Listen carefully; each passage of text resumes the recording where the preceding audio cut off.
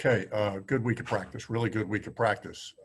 Be able to go outside today. It's unseasonably warm, right? So just felt a lot of juice out there the whole week. Guys are ready to go. Looking forward to being in Lucas Oil. I'm excited to be, in the limited fans that we can have there, excited to have them there. Hope everybody takes the normal precautions, right, that are in line with the pandemic that we're in. And so, but we'll look forward to having our fans there in this stadium, playing a very good opponent and a good challenge for us at this point in the season. Some information on the medical side. We're going to put Denico Autry on the reserve COVID list, so he won't be available for the game. Also, we're going to put Bubba Ventrone not on the reserve COVID list. Those days are over for him, but he will be unavailable to coach on Sunday for COVID-19 related reasons. Frankie Ross obviously will assume his duties. Obviously, we got a lot of confidence in Frankie and know he'll do a good job.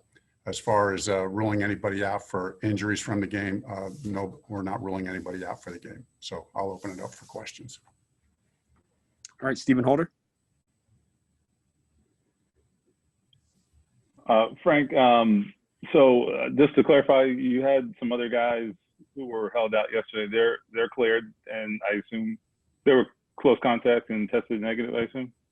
Yeah, so as soon as we got word on Denico, we actually, as an organization initiated, did our own quick close contact thing just to see what contacts there were, got them out of the building, did all the tests, then looked into the close contacts further, talked with the league. It was determined everything was good. Those guys were good to go. Mike Chappell. Frank, going forward, everyone's going to be in the intensive protocol. I guess we all kind of know what the rules are, but how will that change things? I mean, all meetings are virtual and masks on practice. What's it going to be like and how's it going to change? Obviously change. I mean, the biggest thing for the players, I think the biggest inconvenience or the biggest adjustment for the players is out of practice. They all got to wear that mask, the shield on their face mask. They're getting used to that. That's fine. But the intensive protocol means that when you're not in, if your helmet is off, then, you need to be physically distant, or wearing a mask. So, that takes a second to get used to. So we're doing a good job of reminding our guys are doing well with it. As far as the other daily things, because our organization, Jeff Brown, Dave Hammer, Chris, of course, and a slew of other people have done such a good job with our building. Thankfully, we have the kind of building that we've really adjusted. We've continued to adjust our building to be COVID friendly.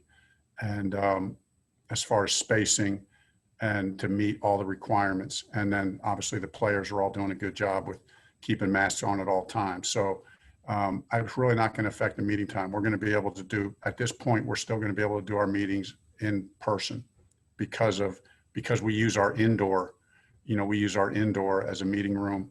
And then we have that big pavilion, and then we have other big meeting rooms that we can have smaller groups in. So we're in pretty good shape. Stephen Holder again. Unrelated question. I know we're going to talk to Kemoko in a minute. And I think a lot of people who maybe, and even me maybe, just look at the length of time he's been out and look at 13 months. It's a long time. Was that ever the expectation? And I know you don't always know what the timelines are going to be, but just did you think it might take this long, or were there some setbacks, or just kind of take us through that if you can?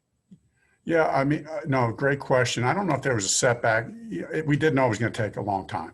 I think optimistic, I always tend to be, you guys know me, I tend to be optimistic. I was hoping it would have came a little faster. And let's just say the last, and this is just my opinion, my observation in here, like the last stage, the last phase of that recovery just didn't quite get there as fast as it needs to get there. For a guy to go out and play this game. I mean, and we all know that's a big step to go through. So credit to Kemoko for just his perseverance and our training staff for continuing to work through that with him. Jim Aiello? Yeah, Frank, I was just wondering if you could tell us about your confidence in Frankie Ross and taking over those duties this weekend. Oh, Frankie he's incredible. He's incredible. He's got very detail oriented, very very detail oriented, very demonstrative. He has just as much juice as Bubba has. Those two guys are obviously day and night, working out the plan and the details together, with the leaders on our team, our special teams leaders. Frankie will do a great job. David Thornton has been helping out as well. Kind of David, DT stepped in almost as kind of an assistant role this week. You guys might have saw him out there on the practice field a little bit. So obviously DT's done it and knows it. So it's helpful that he could step in there as well. And DT will help out a little bit on the game on Sunday. He'll help be getting guys together and helping us to implement the plan on game day as well. All right, we'll go 3 more. Kevin Bowen. Frank, I've got 2. Braden Smith, good to go. I saw a thumb injury on the injury report. Yeah, looks like he's good to go. And then this is kind of a random one, but I guess over the last 5 to 10 years offensively, how much have you seen the college game influence maybe what you're forced to do, if that's the right word to use, NFL-wise? Yeah, I mean, I think it's been great. I think it's been really a testament to coaches really all over this league to use every means necessary to get better. And, looking at the college game, because it all comes around to doing what your players do best. We'd be foolish as the college game has evolved and we get these young players and teams get younger and younger, and you want guys to play sooner and sooner. It's not like the old days where rookie comes in and he's not playing till whatever year. They're coming in and playing right away. So we got to adjust and adapt. And part of that means, taking the best practices of some of the offenses and defensive and special team schemes that we see at the college level and learn from some of those. Joel Erickson. Frank, the fact that you guys have had a couple of COVID-19 things pop up now and haven't had any high-risk close contacts, is that a good thing, considering that other teams, we've seen them had to put 9 guys on the reserve list for a while because of close contact?